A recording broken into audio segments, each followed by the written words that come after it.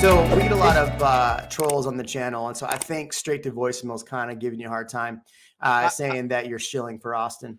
I like straight to voicemail, but here's the reality of 2023, and it's why Jeremy and I, and Ian, we were all talking earlier, where it's a great time to be a seller right now. We're as close to the peak as we're going to be for the near term. Here's something that the Federal Reserve just said in their meeting notes.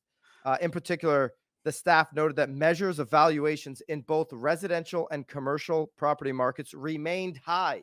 So even with the reduction, the cooling off of the top of the 10 plus years of appreciation homeowners have had in Austin, your values, even though they've cooled in the last 6 months, they still remain high relative. Think back the last 10, 15 years in Austin.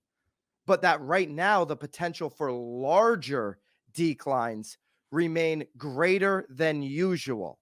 It's why if I'm selling in 2023, it's got to be now. And if I'm buying, if I'm investing, I'm probably looking to spend that money later in the year. Yeah, no, I totally agree. I think, for me too, I have those. So I think it's a double-edged sword. So I think there's going to be a lot of people forced to rent. And so right now, what I'm seeing a lot of our clients are doing, they're moving to Austin and they're renting. They're going to rent and see how the market goes. And there's a gentleman that's been on the show quite a few times, Logan. He said, you never catch a falling knife. You let it fall and then you pick it up. So basically what he's saying is keep an eye on the market. And when things level off, then you buy. So with this happening, I think there's two things going to happen. Prices are going to come down. You're going to have a lot of people run out and rent now. So you're not going to really see a major dip in rentals because our rental inventory is still very low. But what you will see is these rents are going to continue to start going up. Now, Austin, one caveat for Austin is the amount of builds happening right now for rentals is huge. Like multifamily is going crazy in Austin right now. A lot of these developers said, I'm not going to build single family anymore. It makes more sense to go build multifamily. Yeah. So we're going to see a fluctuation in rental rates here, but I think you're 100% right. The last half of this year, you're going to see everybody go, okay, rates just dropped, prices are down, I'm back in, because the 3% interest rate is well in our rear view, and it's not going to be around for any time soon. So when people see 5.5% again, it's exactly what happened the first 2 weeks of this year. You know what else is in the rear view? It's gaining 25% on home value appreciation in a year. That's in the rear view for quite some time, even in a market like Austin where people want to be, and you've seen so many big names over the last few years. Jeremy, you've done a great job on your channel covering all of that, going to Austin for obvious reasons. But you mentioned all of the multifamily happening in Austin, and it's happening in other parts of the country. You can thank your government for that. The government thought that allowing multifamily investors, making it easier for them to build as opposed to build single unit affordable housing to advance home ownership was a way to make housing affordable. Well, we know that the average renter is more than 40 times less wealthy than the homeowner.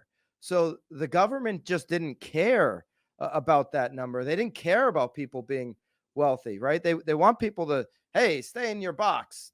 Don't worry about having wealth. Just send in your taxes, right?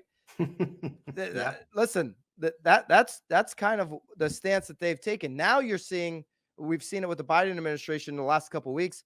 Say, hey, we got to get out there and get some more people, into home ownership. We've got to create opportunities for people to buy single units, because if we just put everybody in a rental, it's going to be really hard, to pay some of these Social Security bills and some of these things coming down the road, because people just aren't going to have the money to fund all of these social programs. Now, what's interesting is if you are a seller who wants to dip out of the market and get back in, the opportunity for you to save on your monthly number right now, it's about $800 less to rent on a similar property that you could rent as opposed to buy. It's $800 less to actually rent that. So for all the sellers that are like, I don't know where to go, but you do what Jeremy just said, right? You sell your property near peak right now. You jump into one of these rental. There's an abundance of inventory that's going to be hitting the market, pushing rental prices even further down. You could save some monthly, try to get a 6-month lease where you can get out of it later in the year, maybe 9-month, and then go month to month. And then you can get back into the market as a buyer. It's super practical. Listen, it's advice I gave my parents last year down in Naples, Florida. I said, you're at the peak now. You're at the peak. You've made money, good money in the last 3 years. Go take that out without a capital gain hit and go into a rental. They did that. And now they're shopping again because prices are starting to soften a little bit. I have a guy that's doing that right now. The only difference is he closed on his house the middle of last year. So the equity buildup hasn't been there. The equity buildup hasn't been there. Oh, he closed on it last year. Got it. Yeah. But if he closed the middle of last year, listen, 99% of people on their mortgage right now are less than where we sit today at 7.1%. So the middle of last year, he might have been locked in at 4 or something, right? Yeah. And it was a wash for him as far as like what he'll pay in costs and everything. He'll get out, he'll get an apartment probably for less money and then be able to sit it out for a little bit and maybe even move closer. I'm building a new place right now. Now there's going to be people that make lifestyle decisions like I'm making, where it's like, hey, I need a bigger place. I got 2 little girls. I can tell you what, and this is what's also hurting inventory. I'm not giving up the place down there, Naples that I'm living in right now because I've got a 2.75% interest rate on that thing. And so I don't know, the guy's got 4% or whatever. Those are going to be hard to give up. And it's going to hold back some of this good inventory. Ian showed the photo of one of those 431 affordable homes in Austin. Not even your gun ho, ready to go new flipper is going to be able to tackle that. The thing was a lot. Here's a good point. Just to our points right here is what Stefan's saying is that he said he didn't buy because it's so much cheaper to rent. And I think that's why a lot of people in Austin are deciding to rent right now, because 7% interest rate at 650 is not the same as 650 at 3% interest rate. No question. It's a lot cheaper for you to do that in 2003.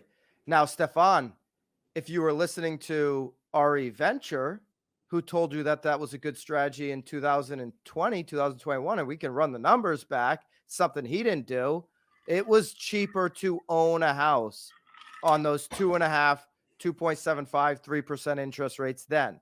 So it's not always, the math isn't always cheaper to rent. Right now, Stefan, you're 100% right. It's cheaper to rent. Long term, for the next 20 years, if you're a renter, the numbers are clear. You'll be 40x less wealthy than the homeowner.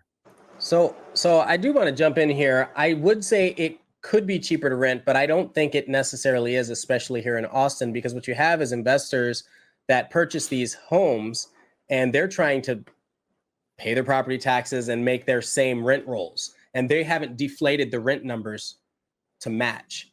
So it could be cheaper in some spots, but it's not cheaper overall.